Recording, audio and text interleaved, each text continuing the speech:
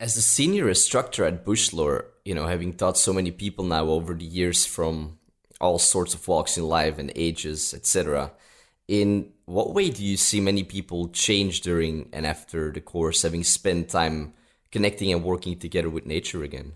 Massively. And it's been very humbling because a lot of the changes that I get feedback from either during or after the course, sometimes months or years after, has been sort of in directions I never anticipated and definitely wouldn't have expected any kind of impact in.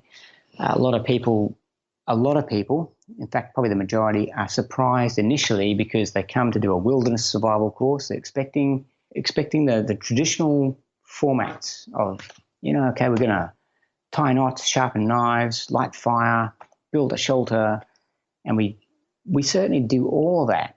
But the first day of the course, certainly the first half of the day of that course format is all psychology. It's all the stuff that I've extrapolated out of SAS selection, out of real situations, real stuff I've been through, and I've gone, what made the difference in those situations? What was the enabler? And it wasn't often the shiny knife that I've got on my belt. It was the way I could keep my brain and my emotions operating, working with my inherent psychology and physiology to keep that on a level playing field so I could actually be of use to myself or to others. So I've developed a whole stack of strategies. Even since you were here, there's been more in terms of now I teach what is called battle breathing. I teach another system called the WOW, which is wide eyes, oxygen, walk, which is a postural tricking technique, I guess, to make you feel more capable, more empowered than you might feel when you're absolutely scared out of your wits. And then there's the tea ceremony still in there in terms of just sitting down and working with things like your fight or flight response.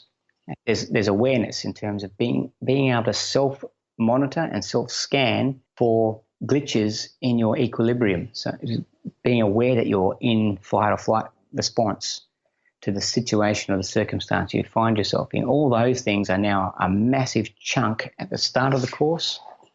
And those are usually the things that people draw on in day-to-day life because they're not in a survival situation very often, if ever. So they're taking away those things and going, hey, Rich, I've just gone through a major life crisis with an illness and I've been able to steer my way through it by using those survival techniques that you taught me.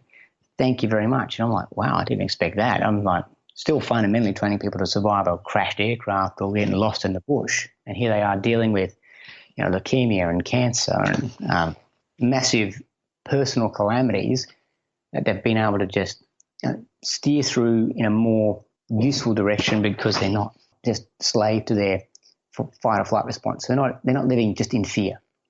They're aware of it and they're managing it. That's probably the biggest thing I do.